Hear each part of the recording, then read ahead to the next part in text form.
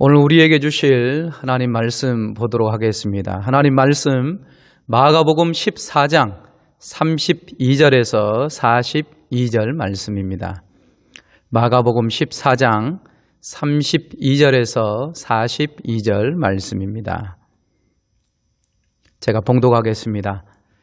그들이 겟셋마네라 하는 곳에 이르매 예수께서 제자들에게 이르시되 내가 기도할 동안에 너희는 여기 앉아 있으라 하시고 베드로와 야고보와 요한을 데리고 가실새 심히 놀라시며 슬퍼하사 말씀하시되 내 마음이 심히 고민하여 죽게 되었으니 너희는 여기 머물러 깨어 있으라 하시고 조금 나아가사 땅에 엎드려 될 수 있는 대로 이 때가 자기에게서 지나가기를 구하여 이르시되 아빠 아버지여 아버지께는 모든 것이 가능하오니 이 잔을 내게서 옮기시옵소서. 그러나 나의 원대로 마시옵고 아버지의 원대로 하옵소서 하시고 돌아오사 제자들이 자는 것을 보시고 베드로에게 말씀하시되 시몬아 자느냐 내가 1시간도 깨어 있을 수 없더냐 시험에 들지 않게 깨어 있어 기도하라. 마음에는 원이로되 육신이 약하도다 하시고 다시 나아가 동일한 말씀으로 기도하시고 다시 오사 보신즉 그들이 자니 이는 그들의 눈이 심히 피곤함이라. 그들이 예수께 무엇으로 대답할 줄을 알지 못하더라. 세 번째 오사 그들에게 이르시되 이제는 자고 쉬라. 그만 되었다. 때가 왔도다. 보라 인자가 죄인의 손에 팔리느니라. 일어나라 함께 가자. 보라 나를 파는 자가 가까이 왔느니라. 아멘. 오늘 우리에게 주신 말씀은 아버지의 원대로 하옵소서, 이 제목으로 함께 은혜를 나누고자 합니다. 사랑하는 성도 여러분, 고난주간을 맞이하여 어떻게 보내고 계십니까? 이 고난주간을 통하여서 더 깊이 있게 주님의 말씀을 묵상하시고 그 주님의 고난과 죽으심에 동참하여 더 깊은 그 은혜 가운데 살아가시는 저와 여러분들 되시길 소망합니다. 이러한 마음으로 오늘 본문의 말씀을 통해 함께 주님의 고난을 나누고자 합니다. 오늘 말씀에 보면 주님의 고난 받으시기 이전의 그러한 모습을 잘 보여주고 있습니다. 그래서 오늘 말씀을 보면 예수님께서 심히 놀라시며 슬퍼하셨다. 또 내 마음이 심히 고민하여 죽게 되었다. 아빠 아버지여 아버지께는 모든 것이 가능하니 이 잔을 내게서 옮겨 주시옵소서. 그러나 나의 원대로 마시옵고 아버지의 원대로 하옵소서.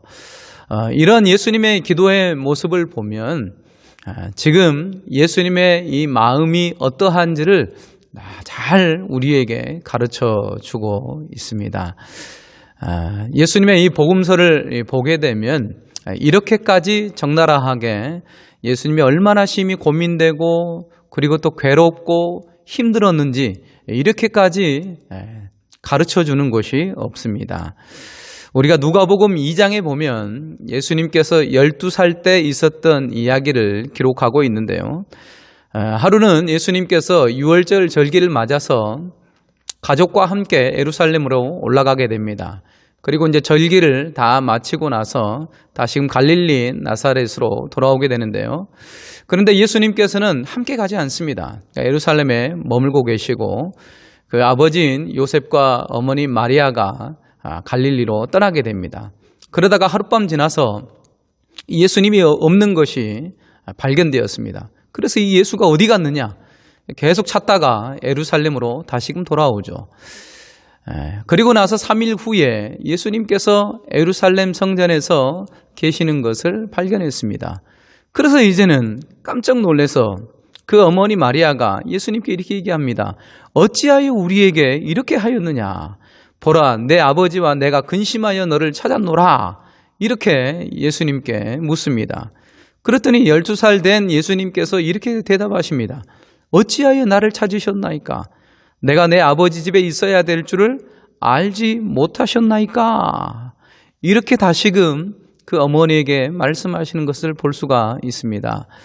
12살 때의 잠깐의 모습을 보여주지만 그럼에도 불구하고 어린 예수님이지만 그 예수님의 마음속에 무엇이 있고 또한 예수님의 본인의 정체성이 무엇인지를 아주 잘 알 수 있는 대목이기도 합니다. 예수님께서 내가 내 아버지 집에 있어야 될 줄을 알지 못하십니까? 이 뜻은 무엇이겠습니까? 아버지 집에 있다라는 것은 아버지의 뜻을 행하길 원한다는 것입니다. 구약 성경에 보면은 내가 아버지 집에 있길 원합니다. 주의 전에 거하길 원합니다. 다 이런 의미는 아버지의 뜻 가운데 주님과 함께 하길 원합니다. 주님과 함께 하는 것은 주의 말씀을 따라 살아가겠다는 그런 의지가 담겨 있습니다. 이렇게 봤을 때 12살 된 예수님께서 예루살렘에서 어머니에게 말씀하시는 것은 아버지 집에 있어야 된다.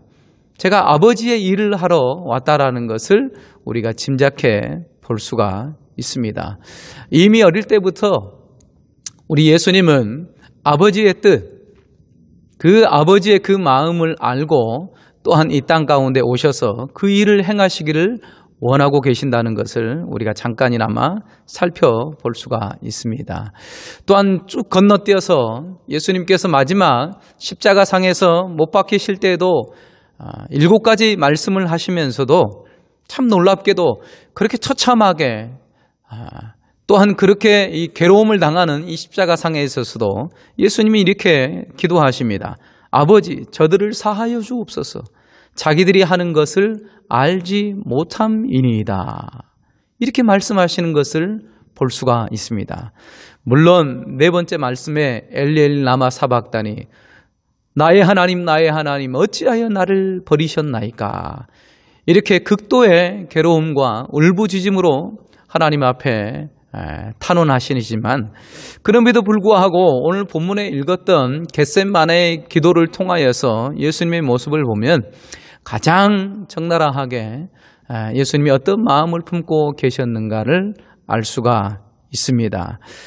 그래서 오늘 이 본문의 말씀을 통하여서 예수님의 고난을 더 깊이 묵상하고 예수님의 그 품으셨던 그 마음을 살펴보면서 우리가 이런 고난을 묵상할 때 우리에게 어떠한 유익이 있는가, 오늘 3가지를 통하여서 함께 은혜를 나누고자 합니다.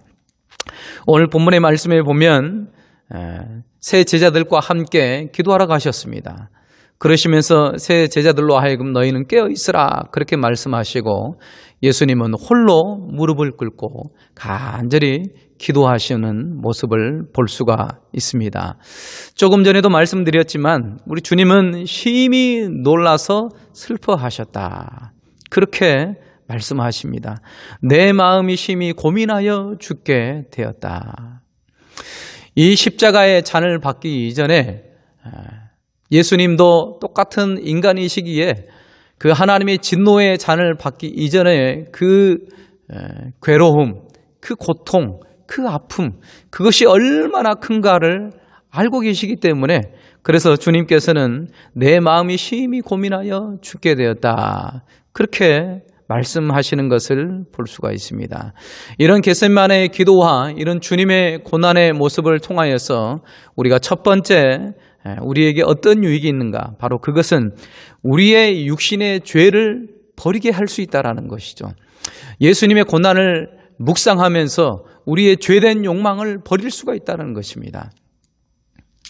오늘 말씀에 보면 주님께서 깊이 놀라시고 슬퍼하시면서 아버지 앞에 간절히 기도하시는 그러한 모습을 볼 수가 있습니다. 바로 이것은 자기의 죄 때문에 내가 이제는 예수님께서 큰 죄를 지으셔서 십자가상에 못 박히는 그러한 모습이었다면 그렇다면 우리에게 어떤 유익이 있겠습니까? 아무 유익이 없습니다. 그렇지만 예수님은 죄가 없는 인간으로 오셨습니다. 그럼에도 불구하고 온 인류의 죄를 짊어지시고 지금 이 겟셋마네 이 동산에서 기도하시는 그러한 예수님이십니다. 우리의 죄악된 것을 끌어안고 함께 울부짖으며 그러면서 주님 앞에 간절히 기도하시는 모습이죠. 이러한 모습을 통해서 우리의 죄된 것을 철저하게 버릴 수가 있다라는 것입니다. 주님의 고난은 바로 우리의 죄를 위함이었습니다.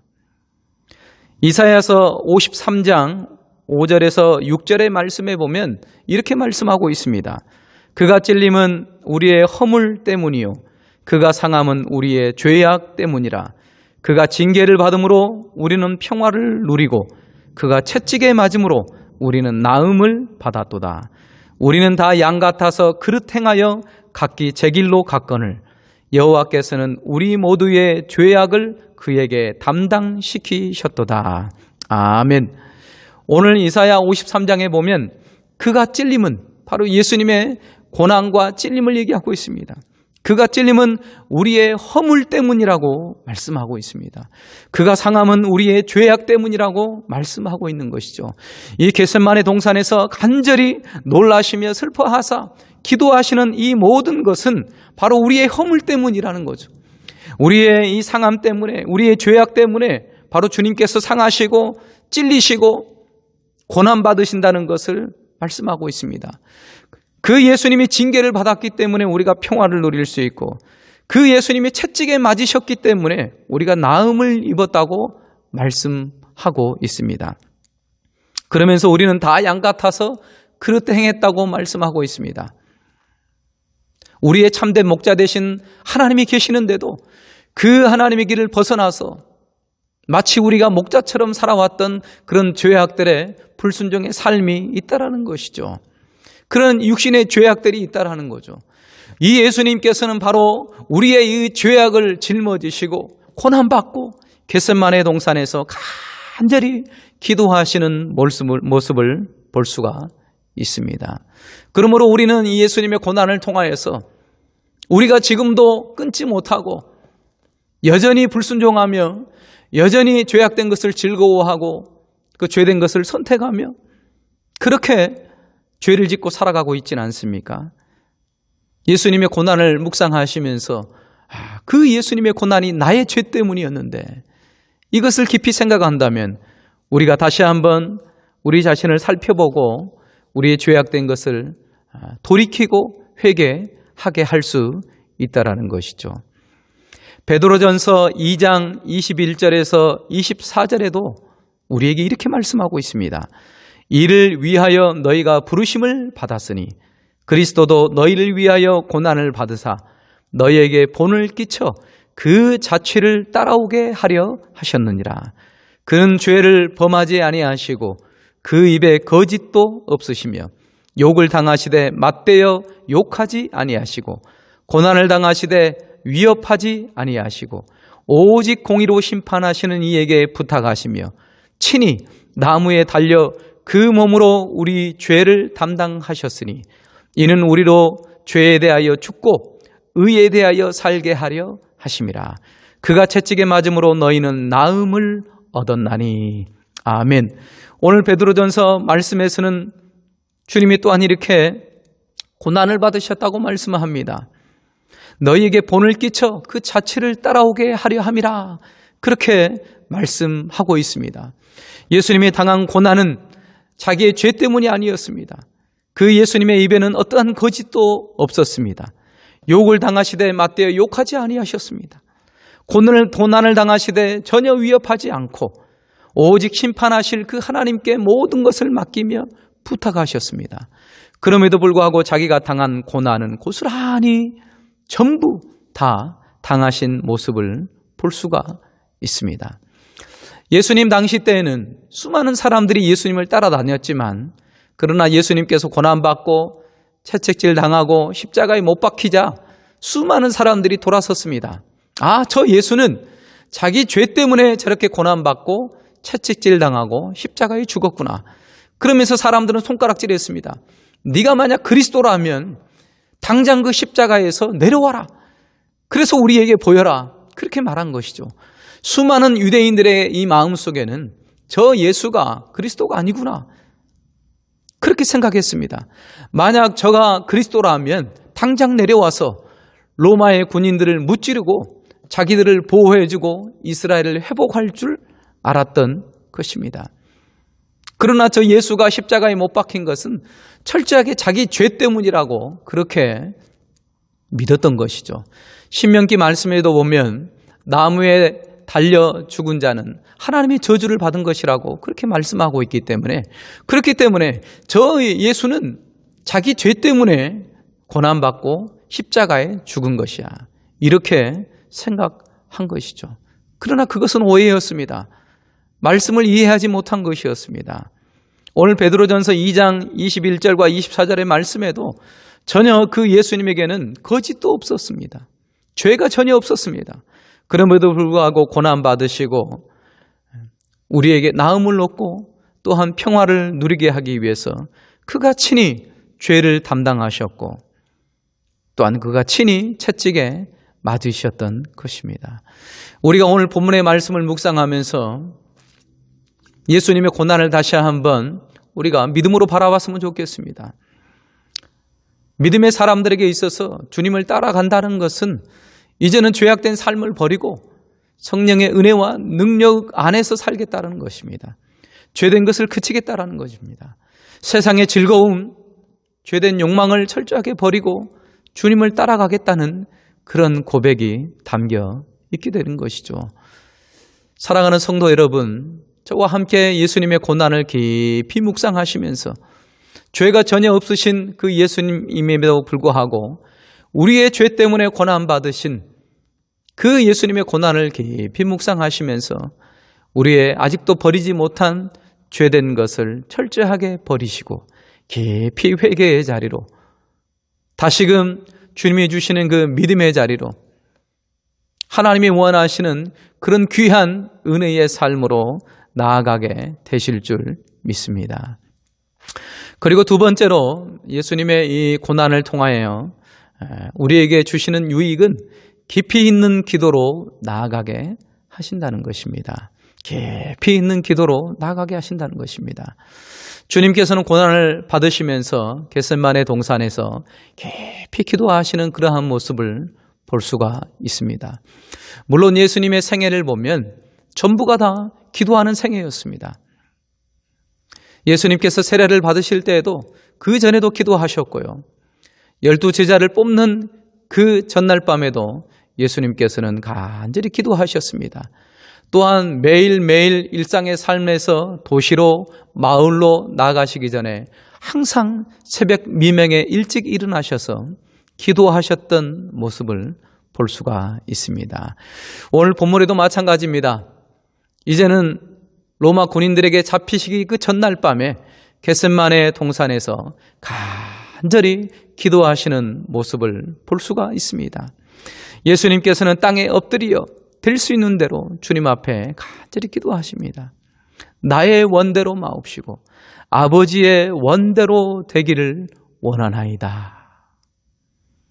이런 기도의 모본을 통하여서 예수를 따르고 믿는 우리에게 동일한 이런 기도의 자리로 초청하는 것을 볼 수가 있습니다. 히브리서 5장 7절 말씀에도 이렇게 말씀합니다. 그는 육체에 계실 때에 자기를 죽음에서 능히 구원하실 이에게 심한 통곡과 눈물로 간구와 소원을 올렸고 그의 경건하심으로 말미암아 들으심을 얻었느니라. 아멘. 그 예수님은 육체에 계실 때에 바로 심한 통곡과 눈물로 하나님 앞에 간구와 소원을 올리셨습니다. 기도하지 않아도 됐던 그 예수님은 기도하신 것입니다. 무릎을 꿇고 자기의 마음을 들여서 하나님 앞에 간절히 기도하셨던 것입니다. 그런 기도의 모본을 통하여서 십자가상에서도 승리하고 이기실 수 있었던 것입니다. 주님을 따르는 믿음의 사람들에게도 이러한 예수님의 고난을 묵상하시면서 더욱더 깊이 있는 기도로 나아가야 됩니다. 더 우리의 마음을 드리고 더 하나님의 뜻 가운데 서려고 하는 그러한 기도. 괴로움이 있습니까? 아픔이 있습니까?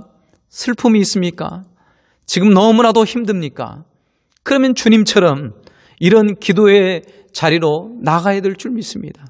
깊이 있는 기도의 자리로 나아가서 주님 앞에 단언하시고 주님 앞에 우리의 소원을 아뢰시고 주님 앞에 우리의 마음을 아뢰는 것입니다. 어느 누구에게도 하지 못할 그러한 소원과 마음을 주님 앞에 내려놓는 거죠. 그런 기도를 통하여서 주님의 마음을 더욱더 깨닫게 되고 그 기도의 자리에서 하나님이 주시는 놀라운 은혜를 맛보아 체험하고 깨달을 수 있다는 것입니다. 이런 깊이 있는 기도의 자리로 나아간 사람들은 모두 다 승리한 사람입니다. 깊이 있는 기도의 자리에서 우리 주님께서 승리하셨으므로 십자가상에서도 승리하신 것을 볼 수가 있습니다. 시편 42편 5절에도 이렇게 말씀하고 있습니다. 내 영혼아 내가 어찌하여 낙심하며 어찌하여 내 속에서 불안해하는가. 너는 하나님께 소망을 두라. 그가 나타나 도우심으로 말미암아 내가 여전히 찬송하리로다. 아멘. 내 영혼아 내가 어찌하여 낙심하며 내 속에서 불안해하는가. 주님께서는 겟세마네 동산에서 불안에 떨었고 또한 두려웠고 마음이 고민되어 죽게 되기까지 그런 지경에까지 있었습니다. 그럼에도 불구하고 그 영혼을 하나님께 소망을 두었습니다. 하나님 앞에 기도하며 하나님께 소원을 아뢰면서 오직 하나님의 도우심, 하나님의 은혜를 구하며 겟세마네 동산에서 기도의 자리로 나아가셨던 것이죠. 사랑하는 성도 여러분, 여러분들의 마음속에 혹시라도 이런 낙심이 있습니까? 불안해하는 마음이 있습니까?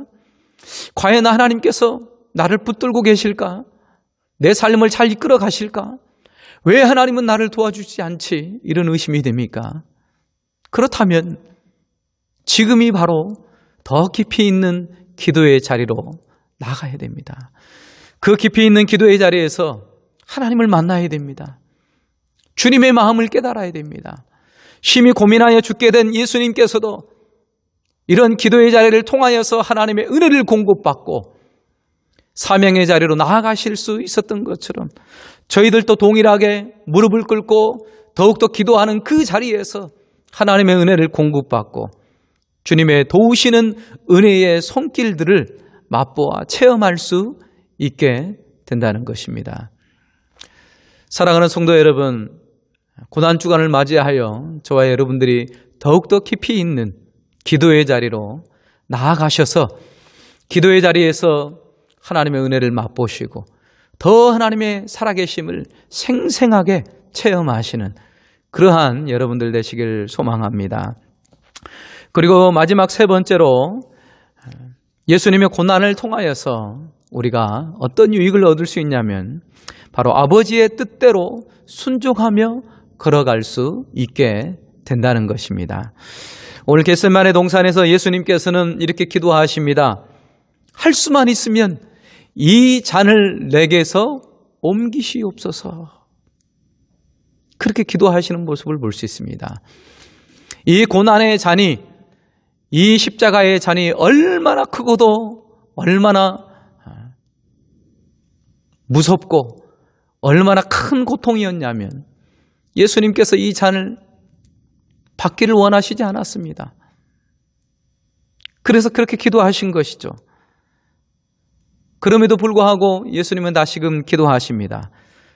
그러나 나의 원대로 마옵시고 아버지의 원대로 되기를 원합니다. 그렇게 기도하시는 주님의 음성을 저와 여러분들이 들으실 줄 믿습니다. 어느 순간에도 예수님께서는 굳이 아버지의 뜻을 행하지 않아도 됩니다. 육체로 이 땅에 오셨지만 예수님도 동일한 하나님이십니다. 하나님이시기 때문에 언제든지 내가 아버지의 뜻대로 하지 않고 내 뜻대로 이 고난의 잔, 십자가의 고통의 잔을 받지 않겠습니다 라고 박차고 일어설 수 있습니다. 그런다고 해서 누가 뭐라고 할 사람 아무도 없습니다. 어찌할 수 없어요. 그럼에도 불구하고 이 고난의 잔 앞에서 주님은 묵묵히 아버지의 뜻대로 하길 원하시는 그러한 모습을 볼 수가 있습니다. 그 고난의 잔을 마시면서 그 고난에 쓰디쓴 그 잔이 그 주님의 뼛속 깊이 스며들어서 그 하나님의 진노의 고통을 당하시게 되는 것이죠. 그것을 미리 아셨음에도 불구하고 이제는 아버지의 원대로 되기를 원합니다. 그렇게 기도하시는 모습. 그리고 나서 아버지의 뜻대로 순종하며 걸어가신 모습을 볼 수가 있습니다. 이렇게 예수님께서는 아버지의 뜻대로 순종하길 원하셨습니다. 고린도후서 1장 19절에도 이렇게 말씀하고 있습니다. 우리 곧 나와 실로아노와 디모데로 말미암아 너희 가운데 전파된 하나님의 아들 예수 그리스도는 예하고 아니라 함이 되지 아니하셨으니 그 얘기는 예만 되었느니라. 아멘. 예수 그리스도는 예하고 아니라 함이 되지 아니하셨다. 그렇게 말씀합니다. 그 예수님은 예만 되었다고 말씀합니다. 어느 순간에 있어서도 아멘 순종하시고 예하셨다라는 것이죠. 분명히 이 고난의 잔을 통하여서 얼마나 큰 고난의 잔이었는지, 고통의 잔이었는지 충분히 알고 계셨음에도 불구하고 그 주님께서는 겟세마네 동산에서 예, 아버지의 뜻대로 되기를 원합니다. 이렇게 기도하시는 그러한 모습, 그리고 아버지 뜻대로 순종하며 걸어가신 그 주님의 발자취를 우리가 볼 수가 있습니다. 요한계시록 3장 14절에도 이렇게 말씀합니다. 라오디게아 교회의 사자에게 편지하라. 아멘이시요 충성되고 참된 증인이시요 하나님의 창조의 근본이신 이가 이르시되. 그렇게 하면서 라오디게아 교회에 말씀하시는데요. 라오디게아 교회의 사자에게 편지하라 하시면서 주님 자신을 이렇게 설명하고 있습니다. 아멘이시요 충성되고 참된 증인이시라. 그렇게 말씀합니다. 아멘이시오라는 뜻은 그렇게 될 줄 믿습니다. 예라는 뜻입니다. 충성된다라는 것은 신실하고 변함없다라는 뜻입니다. 언제 어디서든지 늘상 거기에 있으면 변함없이 똑같이 그렇게 하신다는 것이죠. 주님의 충성된 모습, 변함없이 하나님의 뜻을 이루는 그러한 모습을 볼 수 있습니다. 우리 주님은 변함없이 신실하게 아버지의 뜻을 묵묵히 걸어가신 모습을 겟세마네를 통하여서 우리가 볼 수가 있습니다. 이 고난을 통하여서 우리도 동일하게 아버지의 뜻 가운데 묵묵히 걸어가야 된다는 것을 우리에게 가르쳐주고 있습니다. 물론 아버지의 뜻대로 살아가는 것이 참 쉽지는 않습니다. 때로는 내 욕심대로, 내 뜻대로, 내 마음대로, 내 결정대로 그렇게 살아가고 싶은 것이 우리의 마음이죠. 그럼에도 불구하고 하나님께서 싫어하시는 바, 하나님이 원하시는 바를 선택해야 된다는 것입니다. 오늘 예수님의 고난의 이러한 묵상을 통하여서 저와 여러분들이 그 아버지의 뜻대로 묵묵히 걸어가시는 예수님을 본받아서 주님의 뜻을 행하고 순종하는 우리가 되었으면 좋겠습니다. 오늘 본문의 말씀을 통해서 세 가지로 다시 한번 우리가 요약하길 원합니다. 그 예수님의 고난은 바로 우리로 하여금 육신의 이 정욕을 철저하게 버리고 거룩하신 주의 뜻 가운데 그 은혜 가운데 살기를 원하신다는 것을 오늘 말씀을 통해 깨닫습니다. 저와 여러분들이 죄된 것을 철저하게 버리고 이제는 더욱더 거룩함으로 하나님이 기뻐하시는 자리로, 하나님께 더욱더 나아가는 자리로, 하나님과 함께하는 그러한 믿음의 자리로 나아가야 될 줄 믿습니다. 또한 이 고난을 통하여서 더 깊은 기도의 자리, 더 주님을 부르고 주님과 더욱더 친밀한 교제 가운데 승리하시는 저와 여러분들 되실 줄 믿습니다. 또한 마지막으로는 이 예수님의 고난을 통하여서 이제는 우리의 마음과 뜻과 정성을 다해 더 아버지의 뜻을 순종하고 걸어갈 수 있는 믿음의 사람들, 순종의 사람들이 되어야 될 줄 믿습니다. 이번 이 고난 주간을 통하여서 저와 여러분들이 그 예수님의 고난을 더 깊이 묵상하시고 주님이 묵묵히 걸어가셨던 이 고난의 팔자취를 믿음의 사람들인 저희들도 묵묵히 걸어가서 주님께서 그 고난을 통하여서 하나님께 영광을 돌린 것처럼 저희들도 묵묵히 걸어가는 주님을 따르는 이 믿음의 삶을 통하여서 하나님께 영광을 돌리시는 복된 저와 여러분들 되시길 축원합니다. 기도하겠습니다. 사랑과 은혜가 많으신 아버지 하나님 감사합니다. 예수님의 고난을 통하여서 다시 한번 묵상하며 우리의 삶을 점검하는 시간 되길 소망합니다. 주님의 고난을 묵상하며 주님 여전히 죄악된 것을 품고 육신의 생각과 마음대로 살았다면 그런 죄된 것을 철저하게 버릴 수 있는 귀한 은혜의 시간들 되게 하여 주시옵소서. 또한 더욱더 하나님의 그 은혜의 보좌 앞에 하나님 나아가는 기도의 시간들 되길 원합니다. 그 이전보다도 더 깊이 있는 기도 가운데 나아가게 하사 더욱더 하나님의 친밀함을 경험하고 주님의 존전 앞에 살아가는 저희들 되게 하여 주시옵소서. 이런 순종의 삶으로 묵묵히 걸어가는 저와 하나님 모든 하나님의 백성들 되게 하여 주시옵소서. 모든 것 감사드리며 예수님의 이름으로 기도합니다. 아멘.